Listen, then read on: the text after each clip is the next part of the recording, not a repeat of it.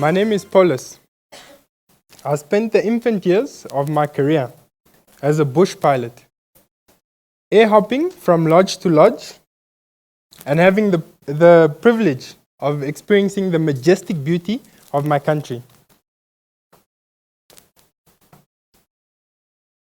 The sun sets and my guests would retreat to their private chalets. I'd then descend onto the entertainment areas and the lounge. There I would mingle with my peers, boys and girls alike. Dinner time.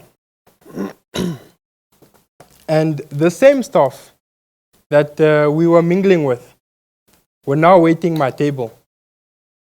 This one particular waiter though, Jacob, had been my classmate.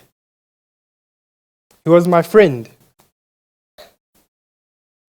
And waiting tables wasn't his part-time job. It wasn't his, I'm saving up for college job. No. This was his destination. This was his occupation. And this broke my heart. Because we're from the same ethnic background. We're in the same class. This means we had the exact same education curriculum to study and pass.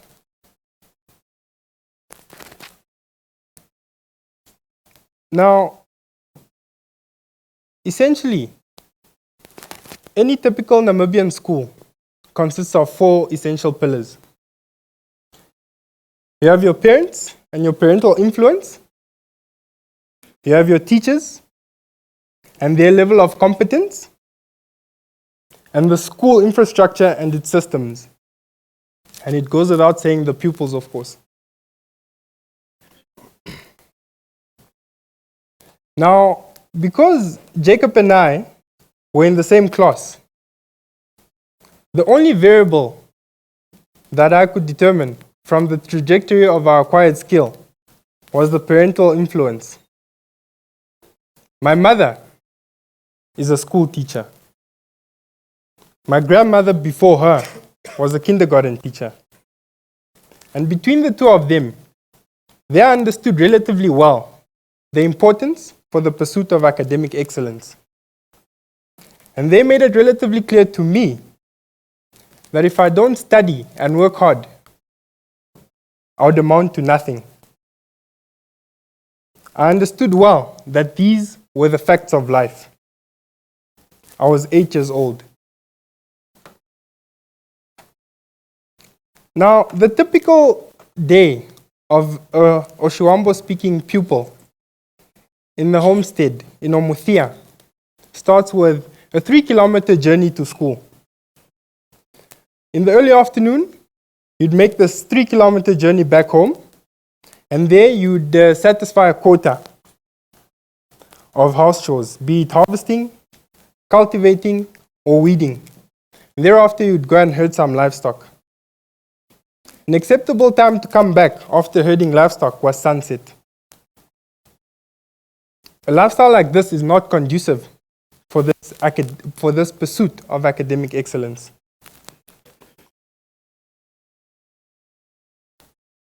PISA, Program for International Student Assessment, is a study which is organized or undertaken by the Organization for Economic Cooperation and Development. They take 15-year-old pupils from member nations and non-member nations and evaluate their level of competence in mathematics, science, and reading. Ultimately, they evaluate their ability for problem-solving skills and cognition in daily life. 2 territories that stand out for me in PISA are Finland and South Korea. Specifically those nations because over the past 15 years, they've scored more consistently than other territories. In the last study in 2012, other nations have surpassed them. In fact, they've dropped below from 1st, 2nd, and 3rd positions to about 6th and 7th position, and in one column even to the 12th position. Why they've dropped is another presentation on their own. But as a matter of fact, their indices have remained, their academic indices has remained consistently the same over the years, and it's the other nations that indices have advanced above them. Now, Korea and Finland, these two education systems achieve the desired results. The methods employed by these two nations are vastly contrasting. Korea focuses their academic system on the pupils and the amount of exposure the students get from this system. In short, practice something often enough, you become adept at it. These are the SKY universities, an acronym for Seoul National University, Korea University, and the Yonsei University, the creme de la creme of universities in the territory. It's a common saying in Korea that if you sleep for 3 hours at night, you might get a chance to get into one of the SKY universities. If you sleep for 4 hours at night, you might get into another university. And if you sleep for 5 or more hours at night, mind you, in your final year of high school, forget about getting into any university. Now, Finland stands out for me especially because they focus their academic system on the high level or the high standards of training for their teachers and the availability of these well-trained professionals. This means that they don't take out the childhood out of education. After all, we are trying to inspire innovation and creativity.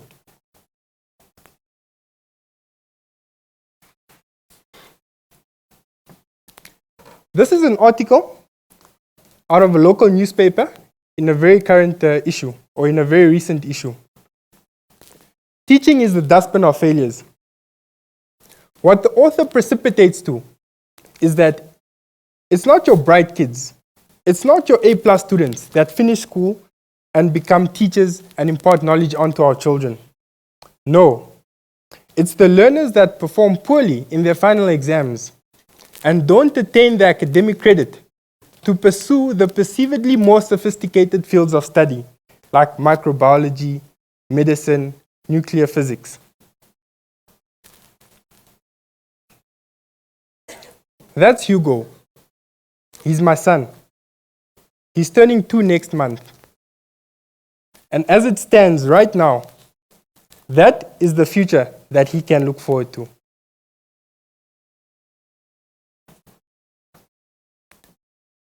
As my peers and I were starting to leave school, we somehow knew, we understood that teaching as a profession, as an occupation, would not be able to buy me that luxury car. It would not be able to pay for that certain lifestyle with niceties and luxuries.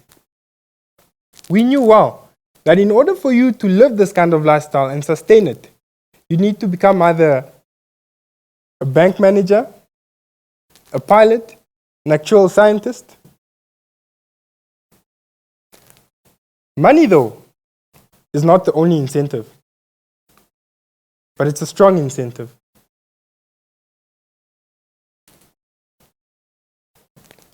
What is the end result here? What do I envision for Namibia's education system?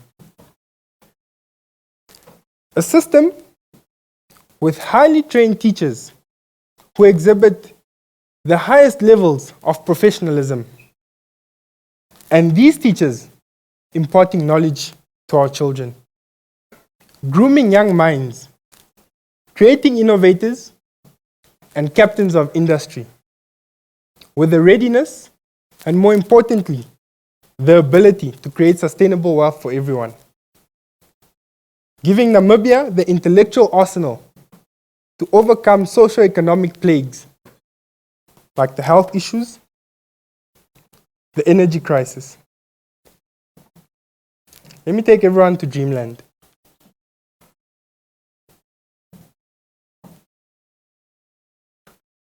Let's build a school, a state-of-the-art infrastructure, a really academically enabling environment, Let's place grade 1 pupils, or let's place pupils in its first grade and give each of these pupils a tablet.